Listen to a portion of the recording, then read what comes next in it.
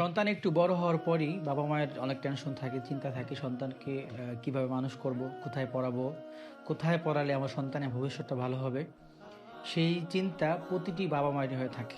বাবা মায়ের এই কথাগুলোর উপর চিন্তা করে আমরা আমাদের প্রতিষ্ঠানটি এমনভাবে সাজিয়েছি যেন প্রতিটি বাবা মায়ের স্বপ্ন আমাদের এখান থেকেই পূরণ হবে ইনশাআল্লাহ।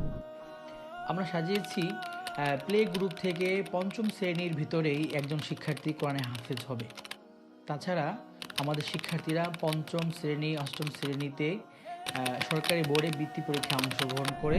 অনেক বাবা মা চিন্তা করে যে পঞ্চম শ্রেণীর পর আমার সন্তানের ভবিষ্যৎ কোন দিকে হবে, স্কুল নাকি মাদ্রাসা, নাকি আলিয়া মাদ্রাসা, নাকি কওমি মাদ্রাসা। সম্মানিত অভিভাবকবৃন্দ, আপনাদের এই কথাগুলোর উপর গবেষণা করে আমরা এমন সুন্দর একটি কারিকুলাম সাজিয়েছি যেখানে আপনার সন্তান স্কুলের শিক্ষার পাশাপাশি কিতাব বিভাগ, কওমি মাদ্রাসার যেই কিতাব বিভাগ আছে সেই কিতাব বিভাগেও সে অধ্যয়ন করতে পারবে। আমাদের প্রতিটি শিক্ষার্থী পঞ্চম শ্রেণী পাশ করার পর দাখিল ষষ্ঠ শ্রেণীতে আমরা ভর্তি করি। এর পাশাপাশি আমরা তাদেরকে মাদানী নিসাবে কিতাব বিভাগে ভর্তি করি। দেখা যায় একটি শিক্ষার্থী জেনারেল যখন তার দাখিল পরীক্ষা দিবে, এর পাশাপাশি সে কিন্তু কিতাব বিভাগের কয়েকটি জামাত সে পড়ে ফেলবে। আমরা দেখি যে আলিয়া মাদ্রাসায় পড়লে শুধু দাখিল, আলিম, ফাজিল এইভাবে ধাপে ধাপে শেষ করে। আর আমরা যেভাবে সাজিয়েছি আমাদের শিক্ষার্থীরা দাখিল পরীক্ষার পাশাপাশি, আলিম পরীক্ষার পাশাপাশি তারা কিন্তু কওমি মাদ্রাসার মাদানী নিসাবটাও তারা ধাপে ধাপে শেষ করবে।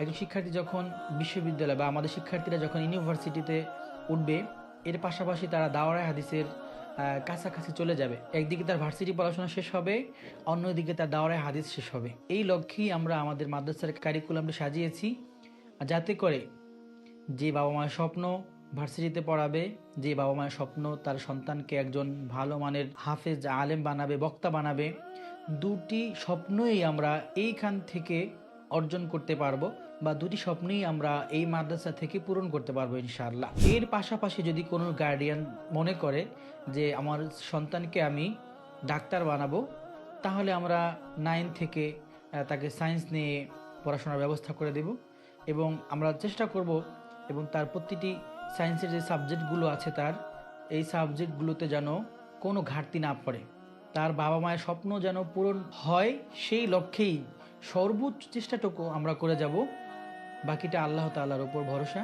আল্লাহ তাআলা আমাদের সবাইকে তৌফিক দান করুন।